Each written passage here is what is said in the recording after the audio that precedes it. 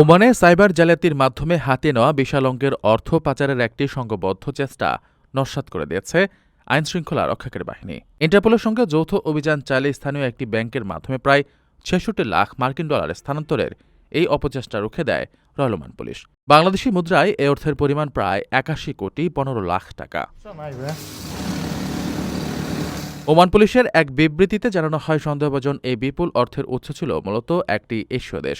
আন্তর্জাতিক সাইবার অপরাধীদের একটি শক্তিশালী চক্র অভিনব প্রতারণার মাধ্যমে এই অর্থ হাতে নিয়েছিল।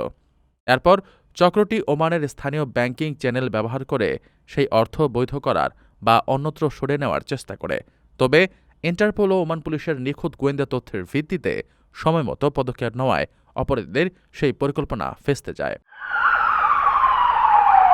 সাম্প্রতিক সময়ে মধ্যপ্রাচ্যের দেশগুলোতে, বিশেষ করে ওমান ও এর আশপাশের অঞ্চলে সাইবার জালিয়াতির প্রবণতা বেশ বৃদ্ধি পেয়েছে।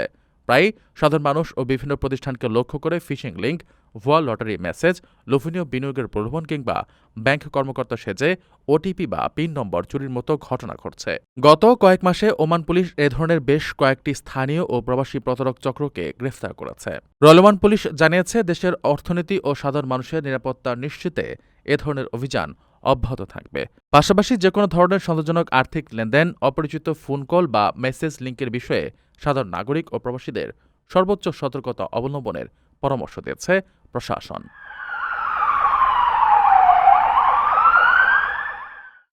প্রবাসীদের জন্য নির্মাণ হচ্ছে দেশের প্রথম স্মার্ট সিটি, যেখানে থাকছে স্কুল, মসজিদ, হাসপাতাল, সুইমিং পুল, হেলিপ্যাড, পাঠাগার, জিম, সুপারমার্কেট, শিশু পার্ক সহ সকল নাগরিক সুবিধা।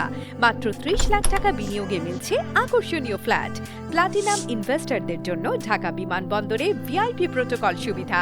বিস্তারিত জানতে যোগাযোগ করুন স্ক্রিনে দেয়া হোয়াটসঅ্যাপ অথবা ইমো নাম্বারে।